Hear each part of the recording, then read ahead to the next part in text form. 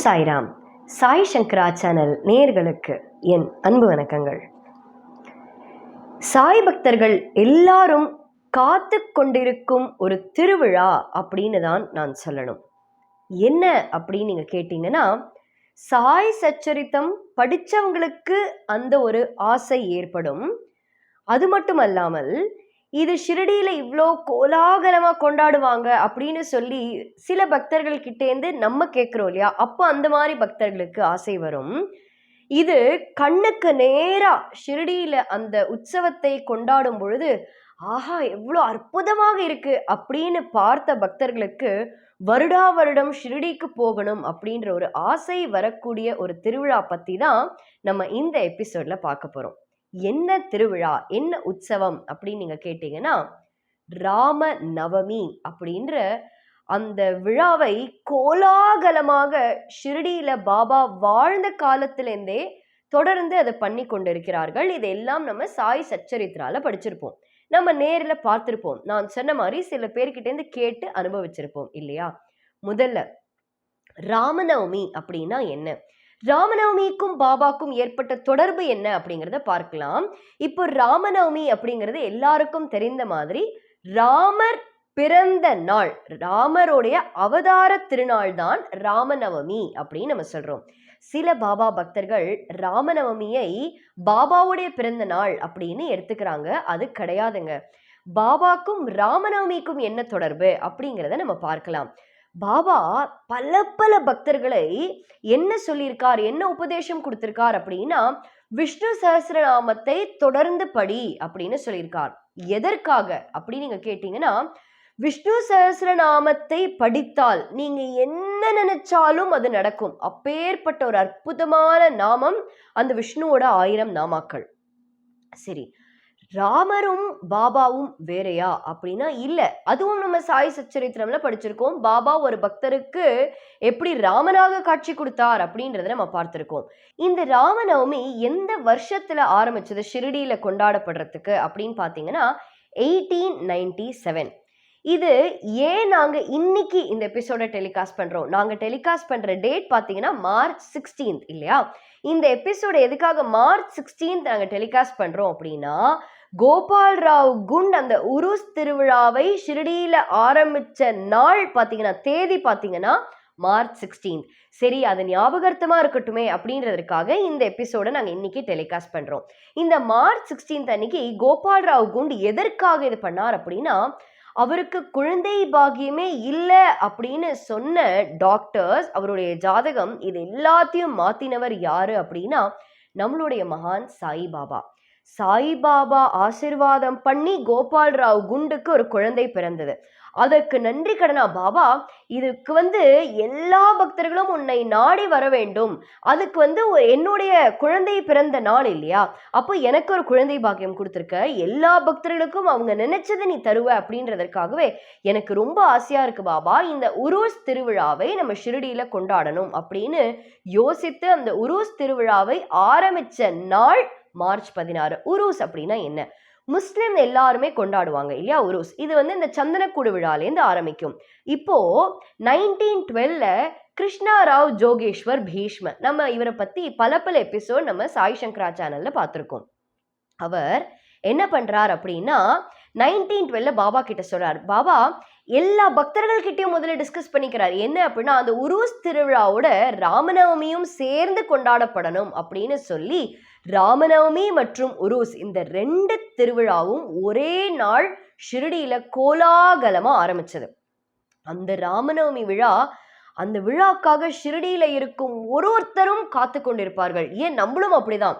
ஷிரடியில அதை நீங்க ஒரு வாட்டி போய் அனுபவித்தால் தெரியும். ஆஹா, அந்த கூட்டம், பக்தர்கள், அந்த விழா, அந்த சந்தோஷம் அற்புதமாக இருக்கும். அது மட்டும் அல்லாமல் ராமநவமிக்கு இன்னும் தனிப்பட்ட சிறப்பு ஷிரடியில இருக்கு. என்ன அப்படின்னா, முதல்ல இந்த உருஸ் ராமநவமி ஹிந்து முஸ்லிம் யூனிஃபிகேஷன், 2 மதங்களும் ஒண்ணு, எல்லாருமே ஒண்ணுதான், யாருக்கும் ஒரு பேதபாவம் இல்லை அப்படிங்கிறது நம்மளுடைய மகான் சாய்பாபா வாழ்ந்து மற்றும் வாழ்ந்து கொண்டிருக்கும் இடம் ஷிரடியில இது காமிக்கிறாங்க இந்த ராமநவமி விழா மூலமாக. இன்னொன்னு என்னன்னா, துவாரகா மாயி மேல நீங்க பாத்தீங்கன்னா கொடி 2 இருக்கும், நீங்க ஸ்கிரீன்ல பாக்குறீங்க பாருங்க, அதுதான் என்னன்னா இந்த கொடி அவங்க எப்ப மாத்துவாங்க அப்படின்னா அந்த ராமநவமி அன்று ஒரு ஊர்வலமாக வந்து அந்த கொடியை மேலே ஏத்தக்கூடிய நாள் ராமநவமி. அப்பேற்பட்ட இந்த அற்புதமான ராமநவமி விழாவை ஷிரடியில் 3 நாட்கள் கோலாகலமாக கொண்டாடுவாங்க. நம்ம எல்லா பக்தர்களுக்கும் ஷிரடிக்கு போய் பாபாவை தரிசித்து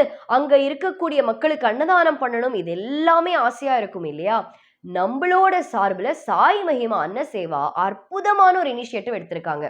என்னன்னா, இந்த ராமநவமி 3 நாட்கள் ஷிரடியில நடக்குதுல, அந்த 3 நாட்களும் ஒரு பெரிய லெவல்ல அன்னதானம் பண்றாங்க. இது நீங்க முழுக்க கேளுங்க, ரொம்ப சந்தோஷப்படுவீங்க. என்னன்னா, முதல் நாள், அதாவது இந்த வருஷம் ராமநவமி வரக்கூடிய தேதி பாத்தீங்கன்னா 26th, சரியா? அதாவது நீங்க 26ஆம் தேதி மார்ச் 26, 2026, அது வந்து கரெக்டா ஒரு வியாழக்கிழமையாக இந்த வருடம் அமைஞ்சிருக்கு. சாய் மகிமா அன்ன சேவா என்ன பண்றாங்க அப்படின்னா, மார்ச் 25, 26, 27 இந்த 3 நாட்களும் சிறப்பான அன்னதானம் தரணும் அப்படின்னு முடிவு பண்ணியிருக்காங்க. எப்படி, யாருக்கு, எந்த இடத்துல அப்படின்னு கேட்டீங்கன்னா மனசு அப்படியே குளிர்ந்து போவோம் அப்படின்னு சொல்லணும். மார்ச் 25ஆம் தேதி ஏழை ஜனங்கள் இருக்காங்கல்ல, ஒருவேளை சாப்பாடு கிடைச்சா போதும் அப்படின்னு இருக்கிறவங்க எத்தனையோ பேர் இருக்காங்க, அவங்களுக்கும், அது மட்டும் அல்லாமல் மாற்றுத்திறனாளி குழந்தைகள் எல்லாருக்கும் அந்த இடத்துல எல்லாருக்கும் சந்தோஷமாக அன்னதானம் தர இருக்காங்க நம்மளோட சாய் மகிமா அன்ன சேவா. அடுத்தது மார்ச் 26ஆம் தேதி ராமநவமி அன்று ரொம்ப அற்புதமான ஒரு விஷயம் என்னன்னா, பாபா அடிக்கடி பாபா சொல்லுவார் என்னன்னா, முடிஞ்ச அளவுக்கு அன்னதானம் கொடு அப்படின்னு சொல்லுவார். ஏன் அப்படின்னா, இந்த தானம் அப்படின்னு இந்த donation, whatever you donating food is considered to be the highest level of charity. அதாவது இந்த அன்னதானம் அப்படிங்கிறது தான் தானத்திலேயே சிறந்த தானம். அப்போ இந்த அன்னதானத்தை எங்க தராங்க அப்படின்னா, இன்னைக்கு ராமநவமியை கொண்டாடப்படக்கூடிய ஒரு இடம் ஷிரடி. அந்த ஷிரடியில வாழ்ந்து கொண்டிருக்கும் மகானுக்கு சாயி பாபா என்ற அந்த அற்புதமான நாமம் கிடைத்த இடம் பார்த்தீங்கன்னா கண்டோபா மந்திர். அந்த கண்டோபா மந்திர் பாபாவை முதல்ல மகிழ்ச்சாபத்தி ஆவோ சாயி என்று வரவழைத்த ஒரு இடத்தில்தான் மார்ச் 26ஆம் தேதி அத்தனை ஜனங்களுக்கும் அன்னதானம் கொடுக்க இருக்காங்க.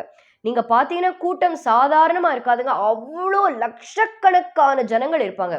யாரெல்லாம் அந்த வழியா வராங்களோ அவங்க அத்தனை பேருக்கும் அந்த நாளன்று ராமநவமி அன்று அவங்க அன்னதானம் கொடுக்க இருக்காங்க. நீங்க நினைச்சு பாருங்க எவ்வளோ விசேஷம். அதுல நம்மளும் பார்ட்டிசிபேட் பண்ணோம்னா அதற்கு மேல நம்மளுக்கு ஏதாவது ஒரு புண்ணியம் பாகியம் இருக்குமா நீங்க யோசிச்சு பாருங்களேன்.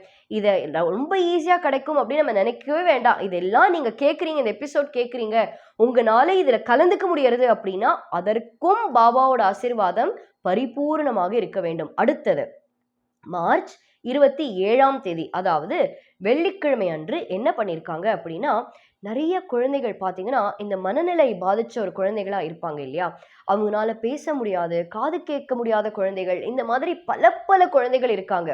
இந்த குழந்தையும் தெய்வமும் ஒன்று அப்படின்றதற்காகவே இந்த வாட்டி குழந்தைகளையே தேர்ந்தெடுத்து அன்னதானம் கொடுக்குறாங்க. அது மட்டும் அல்லாமல் அந்த 27ஆம் தேதி மகா அன்னதானம் மட்டும் அல்லாமல் வஸ்திர தானமும் சேர்த்து பண்றாங்க. ஏன்னா ஒரு விஷயத்த நீங்க கொடுக்கும் பொழுது அந்த குழந்தைகளோட முகத்துல சந்தோஷம், சாப்பாடு வந்து அவங்களுக்கு கொடுக்கும்போது அவங்களுக்கு திருப்தி இருக்கும், பசிக்கு நம்ம சாப்பிட்டோம். ஆனா அந்த வஸ்திர தானம் பண்ணும் பொழுது அவங்க முகத்துல ஏற்படுற அந்த சந்தோஷம் இருக்கு பாருங்களேன், அது கோடி ரூபாய் கொடுத்தா கூட நம்மளுக்கு அந்த சந்தோஷத்தை பார்க்க முடியாது, அதை நம்ம கேட்க முடியாது. இந்த ராமநவமி திருவிழா, இந்த 3 நாட்கள் அன்னதானம், வஸ்திர தானம், இது எல்லாத்துலயும் நீங்க கலந்துக்கணும் அப்படின்னு நினைச்சீங்கன்னா கீழே இருக்கிற நம்மளோட சாய் மகிமா அன்ன சேவா அந்த நம்பருக்கு கால் பண்ணி உங்களோட ராசி, நட்சத்திரம், உங்களுடைய அட்ரஸ் இதெல்லாம் நீங்க கொடுத்துட்டீங்கன்னா உங்களுக்காகவே, உங்க குடும்பத்திற்காகவே அந்த ராமநவமி அன்று அற்புதமான சிறப்பு பூஜை அங்க பண்ண போறாங்க.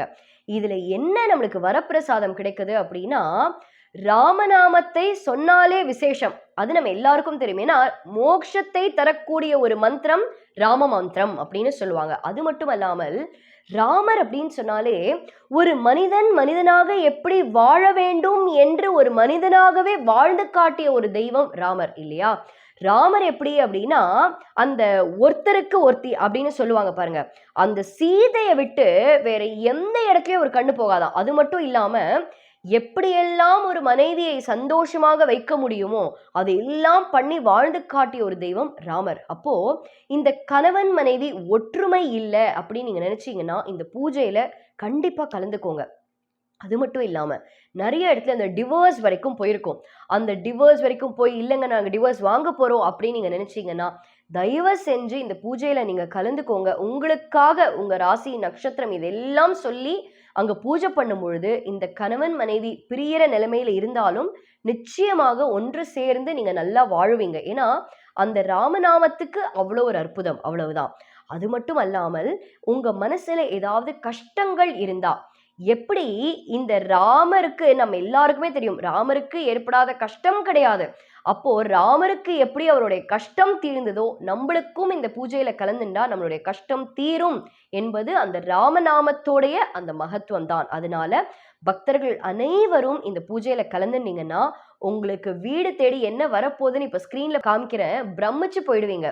விஷ்ணு பாதுகை உங்களோட வீடு தேடி வரப்போறது. பாருங்களேன், இந்த பாதுகையை பார்த்தாலே எவ்வளோ ஆனந்தமா இருக்கு. அந்த பாதுகையை தொட்டு கும்பிடணும் அப்படின்னு நம்மளுக்கு ஆசை வந்துருது இல்லையா? அப்படியே மனசு முழுக்க சந்தோஷம் இருக்கு. இந்த பாதுகை ராமர் விஷ்ணு பாதுகை உங்க வீடு தேடி வரப்போறது. அது மட்டும் அல்லாமல் சங்கு சக்கரத்தோட உங்களுக்கு வீட்டுல இந்த வரப்பிரசாதத்தை அனுப்பி வைக்கிறாங்க. ஷிரடியில இந்த பூஜை நடக்கிறது. ராமநவமி அன்னைக்கு ராமருடைய பிரசாதம் கிடைக்கிறதுன்றது ரொம்ப விசேஷம். ஷிரடியில இந்த பூஜை நடக்கிறதுனால நம்மளோட பாபாவோட பிரசாதமும் உங்களோட வீடு தேடி வரும். அதனால இந்த பெரிய பாக்கியத்தை அனைத்து பக்தர்களும் கலந்துண்டு ராமருடைய ஆசீர்வாதமும் பாபாவுடைய ஆசீர்வாதமும் பெற்றுக்கொள்ளுமாறு கேட்டுக்கொள்கிறேன். நன்றி, வணக்கம். ஓம் சாய்ராம்.